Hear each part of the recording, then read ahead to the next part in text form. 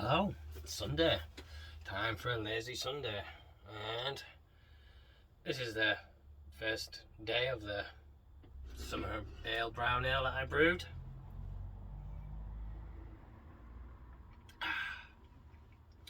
This has just gone on the hand pull. So, I have a bit to talk about actually. Quite a bit of brewing been happening.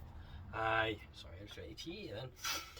So I did a brew last Saturday during what was a live Zoom brew day, but I brewed mine early in the morning before it got started really. I did this brown ale, pretty much this. Now I dropped this onto a yeast cake, a USO5 yeast cake that I'd used for the previous brew. So this was done and dusted really quickly. It's basically the summer ale with a change of yeast and a change of hops. This has, let me think about it, Challenger and Fuggles, I think. Challenger and Fuggles in here. And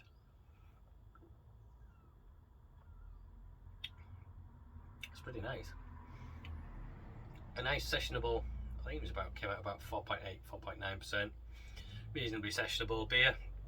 Now, one of the reasons I have problems with getting anything below that is because the grain father, the malt pipes and that don't help. So, I went and bought a micro pipe work. So I now have the micro pipe work. Just drop that on the floor, we'll leave that for now. Yeah, so I've got the micro pipe work. I was hoping it would have come in time for me to do that brew, but it didn't, so we had to leave it. Anyway, actually not for that brew, for another brew. We'll get onto that. So I did that brew. That then got kegged yesterday into a new keg, my new keg. I don't want to talk about them. It was an A/B keg from Malt Miller, one of their A grade refurbished, and they're short and stumpy. I know that everyone was talking about getting the Kegland kegs, which are taller and slimmer than the other kegs, and I was thinking, oh, I might get some of those. I might be able to fit another extra keg in my Keezer, because at the minute I can fit 3 in. Well, if they were a little thinner, maybe I could push one further to get some space for maybe 3 in the bottom and 1 on the top. As it turns out, I already had the thinner ones.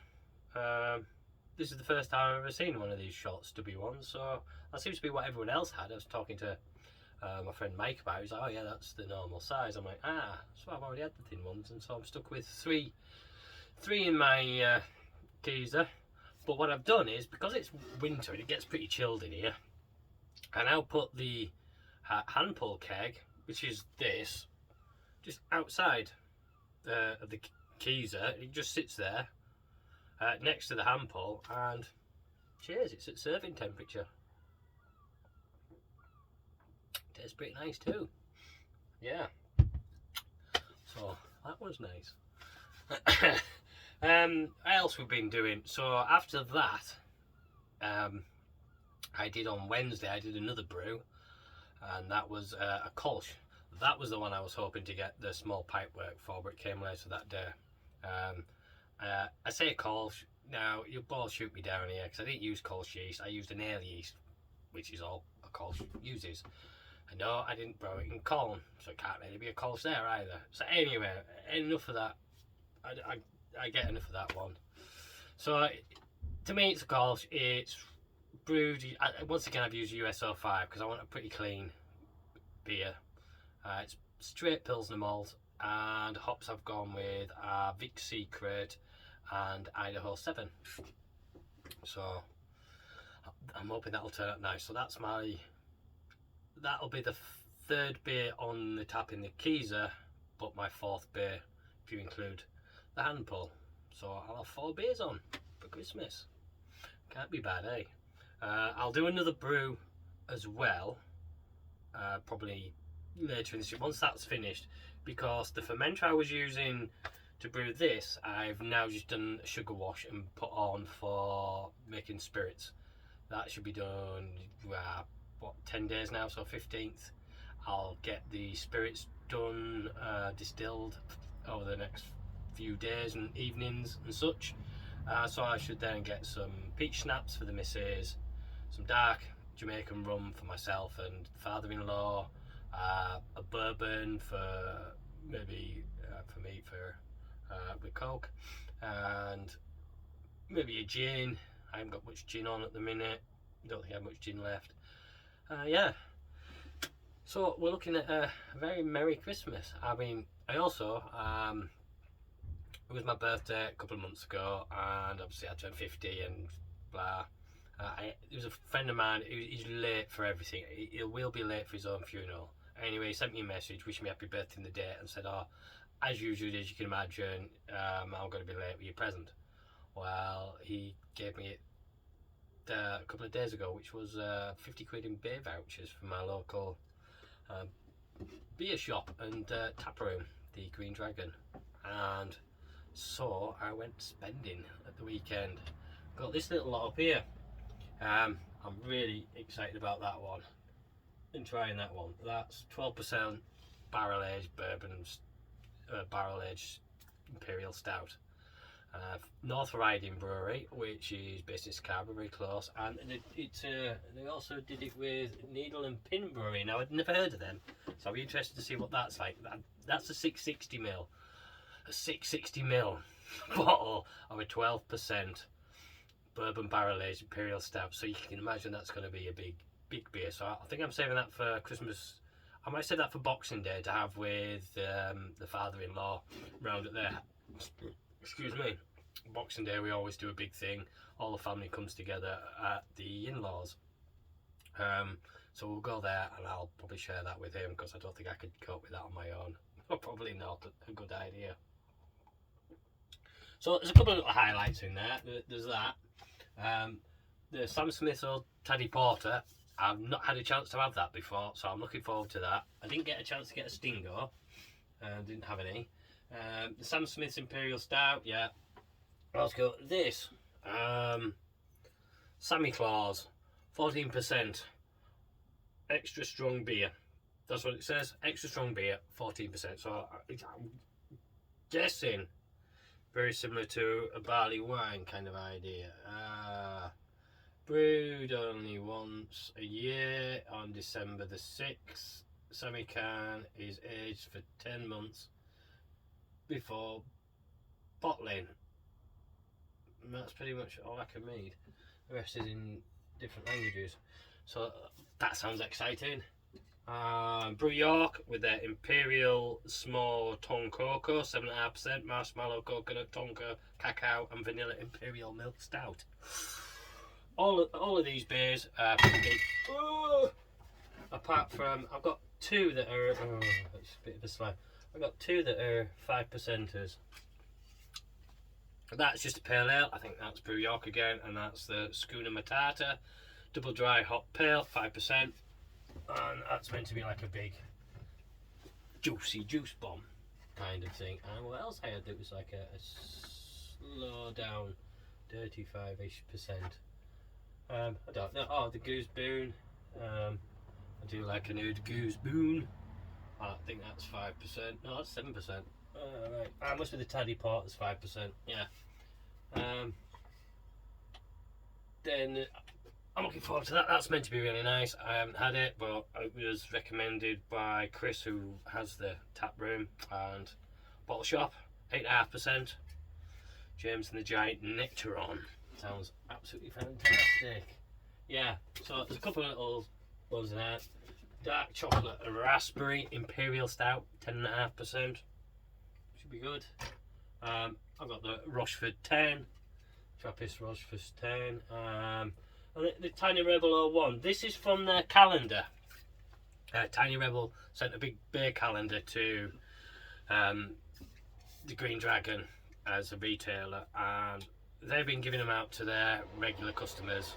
Just have one of the advent calendar beers, and this one, when I was in, gave me this one. I got number 1, which is Citra on Mosaic Cryo Triple IPA, 10%. Golden Nose Citrus Taste Stone Fruit. So this is from their advent calendar. That was just given to me because I'm a local regular there at the old tap room. So yeah, looking forward to those. That's just the brewing bit, I think. I think I've covered it. Did I cover it? Yeah, I covered that one. Yeah, that's away.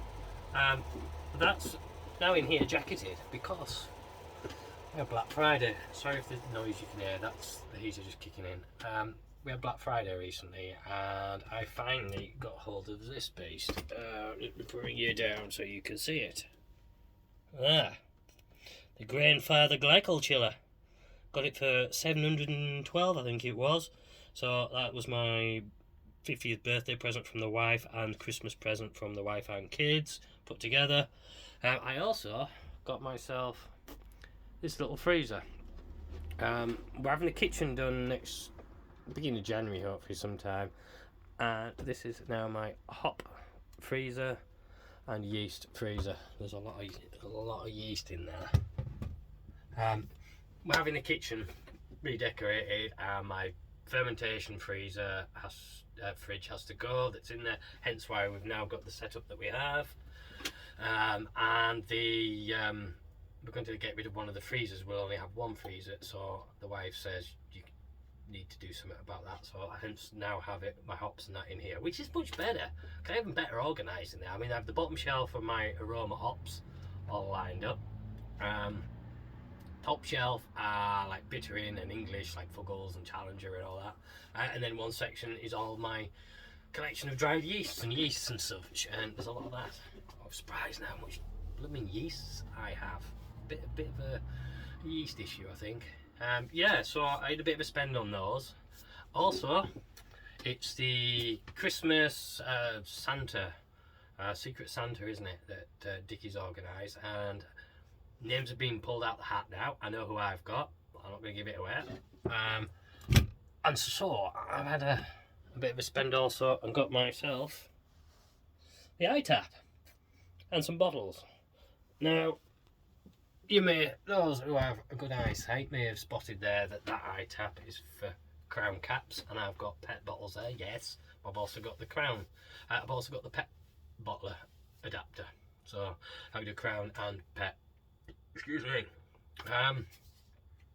Yeah, I've been busy spending, haven't I? Really. I also got myself a new primary regulator. I'd actually ordered a secondary regulator, but Malt Miller sent me a primary regulator, and I was like, I know it's only £3 more. Do I really need it? I thought, yeah, actually, I could do with a new primary, because it's a primary with a secondary on. It's a little bit more expensive than what I paid for, but it wasn't really what I wanted. But rather than mess about, say, send it back, get the correct item back, I thought, do you know what? I'll keep it. I know it's cost them £3, but it's £3. The amount of money I've chucked their way over the last 6 months or a year, I think I think they'll live with the £3 they've lost. And so I'd still needed some secondary regulators, and Russell pointed me to, is it Kegland on AliExpress. Now, I hadn't really looked at Kegland AliExpress before, and I quite like some of their Kegland stuff that's coming out in Australia and that. They're doing some good stuff down there, the brewing things. So I got 4 secondary regulators, Kegland regulators, for less, with shipping, for less than it would cost to get a new regulator from Malt Miller. I mean, I admit the Italian-made secondary regulators from Malt Miller are probably sturdier because they're metal for a start, and they're a quality product. These 4, I don't know the plastic and that, but from what I've been told, they're very good. Big Banana recommends them, Stephen Burton, so if he recommends them, then I'm happy to go with that. And Russell's got some, and he's just setting up now, so I've sent off for some of them, so they'll replace my secondary regulators on the board as they are at the minute. So I'll have a new board with 4, which I need 4 because now I'll have the 3 taps on the Keezer and the hand pull. God, this is long, isn't it? It's a lot to take in, a lot for me to dish out, I think, and to remember to mention.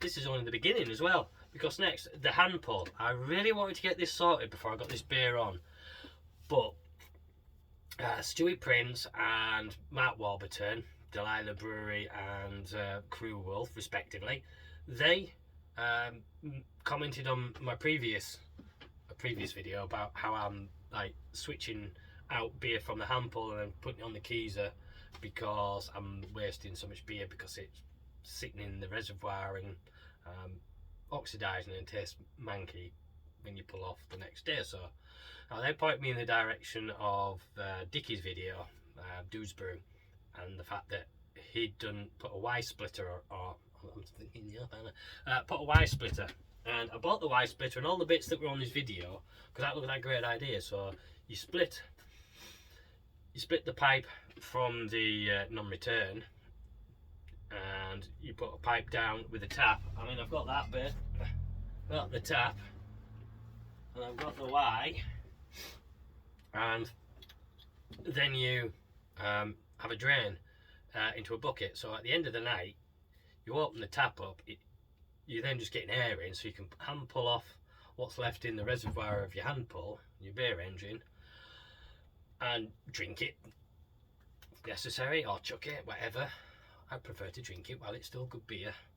And then just a bit of water or Star San, pull through onto it, leave it in the reservoir overnight, or however long before you come to your next session.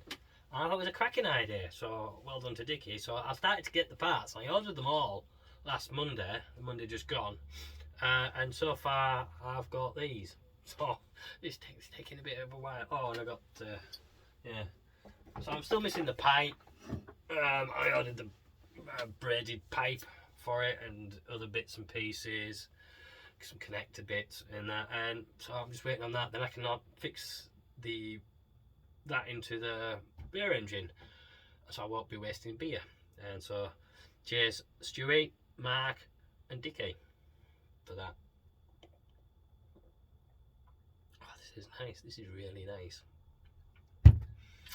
Also, I think I kegged on the Saturday morning last gone, and I don't know if I'd done a video since. Those who were on the Zoom brew day will have known that I got my New England IPA on tap, and I'm not convinced by it, to be honest. Let me just get a glass to put some in. Now, I think it's a bit bitter, and I don't know why. It shouldn't be, because it should be about 24 IBU.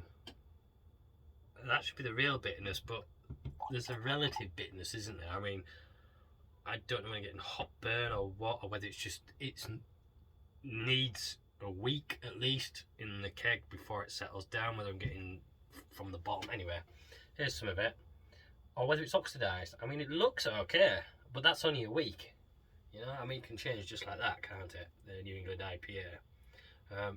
So it's nice. It's a big juicy beer. It's 7.4%. Mosaic, Citra, and Vic Secret. I was going to go with Galaxy, but I couldn't find the Galaxy at the time. Now I've found the Galaxy. Now I've sorted out my new freezer. I thought I didn't have any Galaxy. It turns out I had 2 packets of it. 200-gram packets of it. And it's juicy. It's not massively in your face.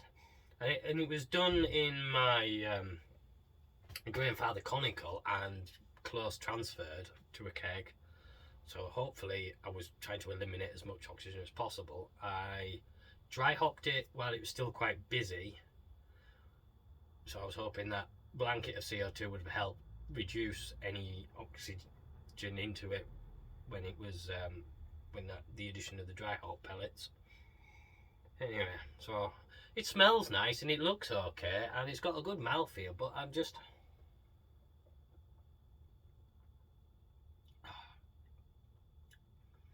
Now initially that's really nice.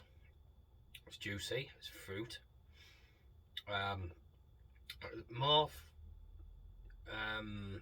citrus. It's a light fruit. The Mosaic is not as heavy and sort of like dank as it can be, because I think the Citra's lifting it, and the Vic Secret is lifting it a fair bit as well.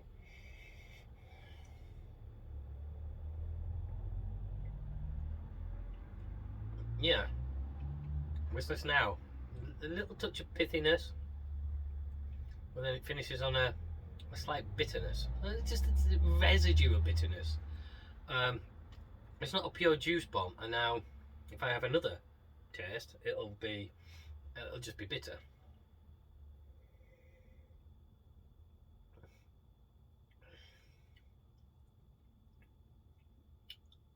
It's not actually. It's smoothing out. I think it's smoothing out a bit. A little end of the tongue bitterness there, rather than at the back bitterness. The back bitterness that had been all week was what was annoying me. It was like really. Oh, I have a cat trying to break in at the minute. Do you hear that scratching? What do you want? Alright, just saying hello. Okay, right. Yeah, so that's the New England IPA. That's the bitter. We have, other than that, we have the vacant Citra, which is the Hey Little Citra, but the experimental one where I took all the hops that would have been added to the dry hop and just put them all in with the rest of the whirlpool and just whirlpooled it, and that, oh, do you know what? Why don't we pull that off as well? Because that is absolutely rocking at the minute. I'll just finish this, I think. I shouldn't really do that with 7.4%, should I? This every beer can be a session beer. Just depends how long you want it to be. And while that's pouring, what else have we got to talk about? Oh, just finishing up now. Still, we have still on the go. There's another week or so, then I'll be bottling this, which is the slow whiskey. That's going well. And conditioning steadily in this temperature is the mead. That's about 6 or 7% at the minute, I think. The mead. It's a little sweet, but that's really nice actually. I think even the wife will like that. I mean, it's sweetness, but with honey in. It's a really nice sweetness. I really like it. Should I carbonate it? I've got a carbonation capper thing, you know. I can just put it onto a pet bottle and carbonate it, but I'm really not wanting to do that. I think I'll just keep that as flat because I quite like it like that. Yeah, so I have that to do. As I say, I've done a wash today, a sugar wash for making spirits, so that's still in to do, and I am planning to do a proper vacant gesture clone and have it sit in the fermenter when this one's done, which is, I think we're on 2.5 day, 2, 4, 5, 6, about another week left for this, and then I'll get a beer on vacant gesture, proper vacant gesture using mosaic. I found some mosaic, and since I get everything out the freezer, you can see what everything is, and I can organise this now, so I can plan a bit better. So I'll get that done, and that'll sit in the fermenter until one of these kegs empties. I don't think that'll do me for Christmas. I think I've got enough there. What with all these, the spirits, I'll have all those, and then I have the single malts at the back there. I have spirits, some gin in the keys. I sat in the keys at the minute still. I'm looking at getting a bottle of port. That's one of the things I can't make. Port and sherry. I'm gonna get a port and a sherry having at Christmas. I quite like a bit of sherry. I certainly like a port. Yeah, that's, I think, pretty much covers the brewing and the beer side. Also, I put a grain coat on the Grainfather because during that live, the Zoom brew day, I wasn't on the actual. I was on it, but not brewing on it. I brewed that morning. I don't know whether it was because of the storm and the pressure change and the pressures in the weather system, but I was brewing it at 98 degrees. That was my boil, and it was a reasonable boil, but it was only at 98 degrees. And so it pushed me to go, do you know what, I will get a grain coat for it. I will. It should make things a bit. We should get a better retention for boil. Should better boil off and stuff. I might have to adjust figures once I dial it in a bit. Yeah, because I just thought it needed one. I've not given the one. The old girl, she's done me well. What, nearly 6, 7 years now I've had it. Must be, it's getting on for that, isn't it? Since it first came out, and I've had one since the first came out.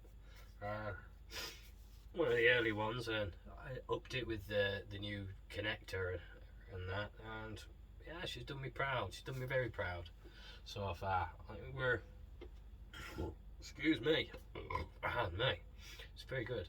So yes, this is where the Hey Little Citra vacant style experiment thing has got to. It looks good, doesn't it? It looks. It's not clear. I know. I'm not bothered about that. It looks hazy. It's just like hazy rather than like a Nipa, which just looks solid almost.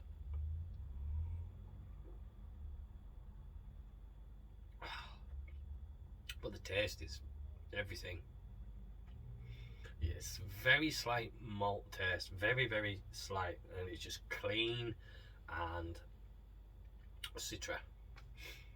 Just a little. It's not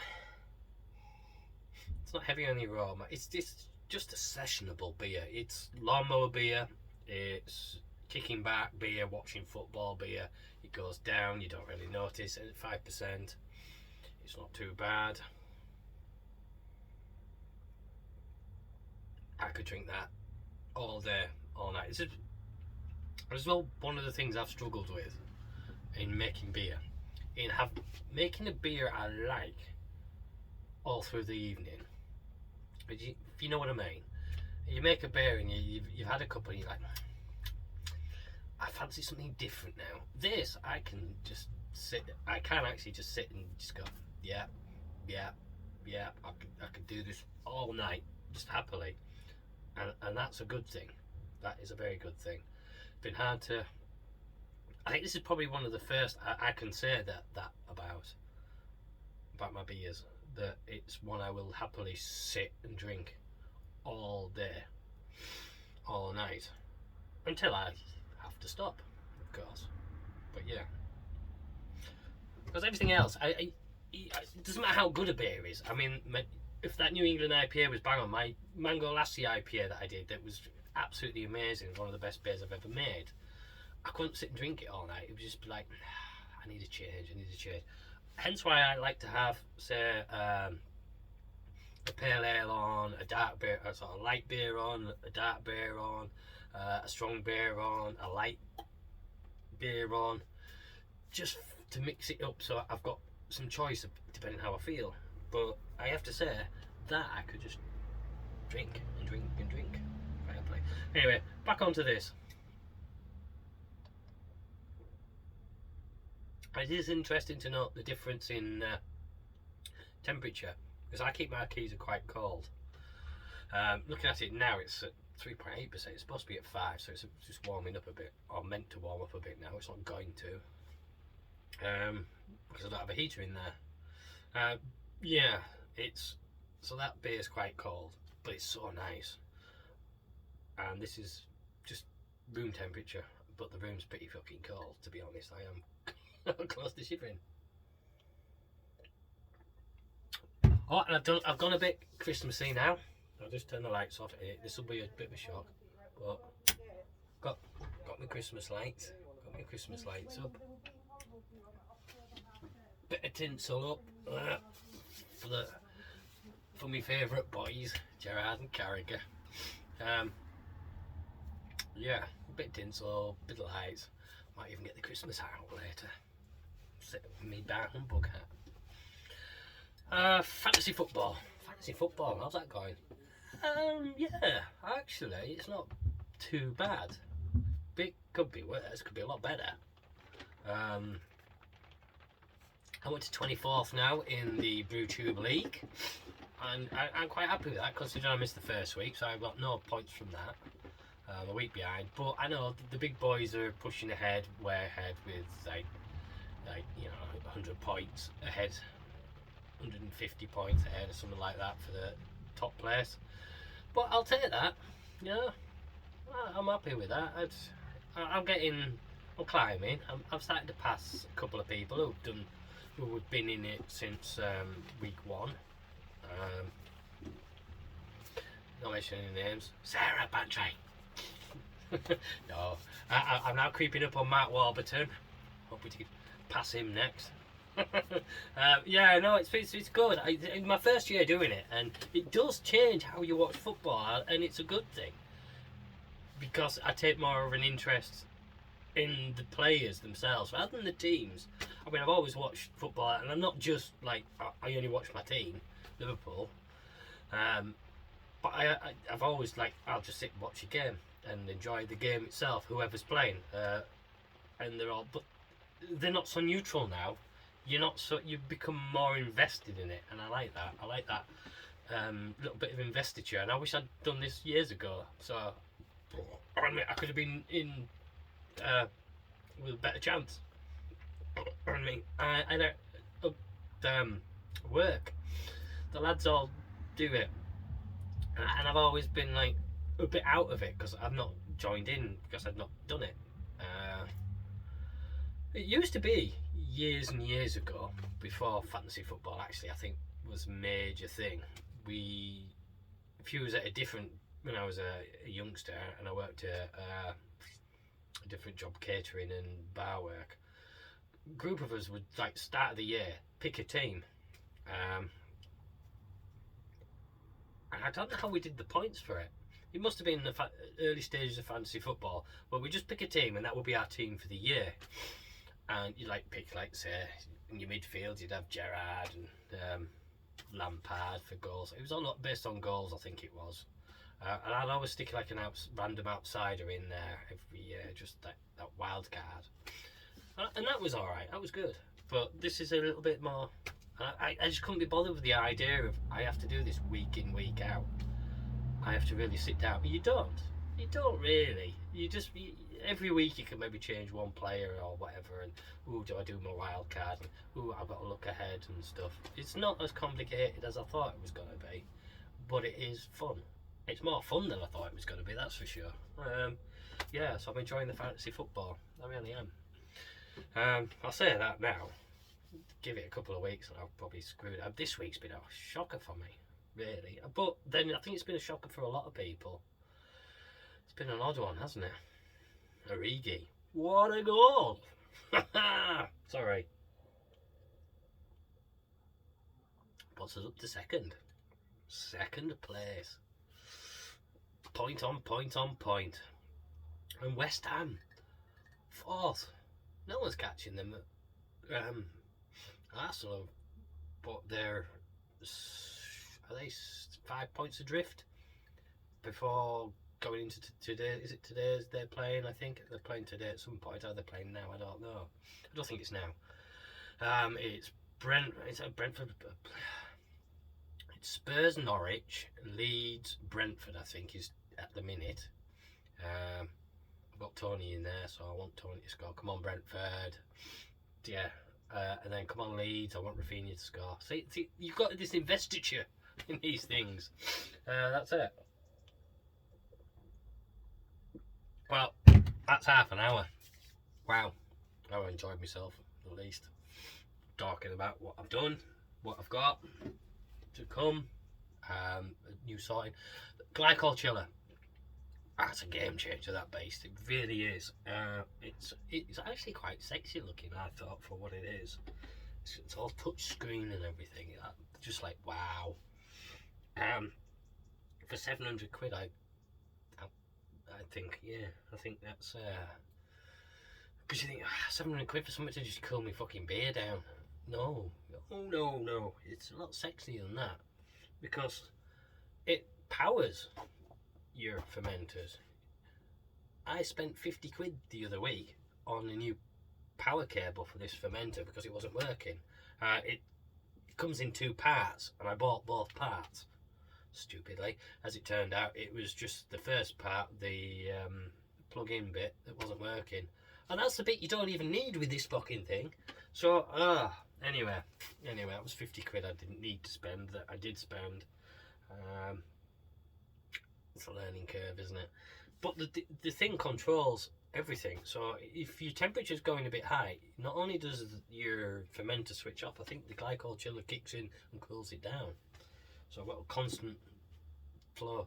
But their instructions could be better. Their instructional video on how to set up and what happens, and there's no, there doesn't appear to be any videos online of it actually running and what happens with it. I mean, at the minute, mine says -10. You know, it's like, I panicked. I shit myself the other week when I first set it up, and it started to get down. It's dropping to -10, -11. Botai Brewery, Watford Junction, Peter Hodge, however you know him, he was the one who calmed my fears and said, "Oh yeah, it does what it wants. I just forget about it." I was like, oh, "Okay, I thought I'd broken the bloody thing already, first day." Yeah, I'm quite happy with that. I really am. I think that's going to be a real game. I just need a bigger shed now, I think. You know, just push the walls back and push it that way. Get a second fermenter in here at some point in maybe a couple of years' time. I don't think I'll be able to afford one this year. Next year, I certainly won't get it this year, but I don't think I'll afford one next year. So maybe another couple of years before I then get. Oh, sorry, just go up. Sanchez has just scored for Spurs. There you go. I haven't got Sanchez for Spurs. Right, there you go. That was a live point to prove that I'm actually on a Sunday recording this. I think we'll call that a day, because I've got a Sunday dinner to make and football to watch and maybe a couple more cheeky beers to drink. Catch you in the next one. Cheers for watching.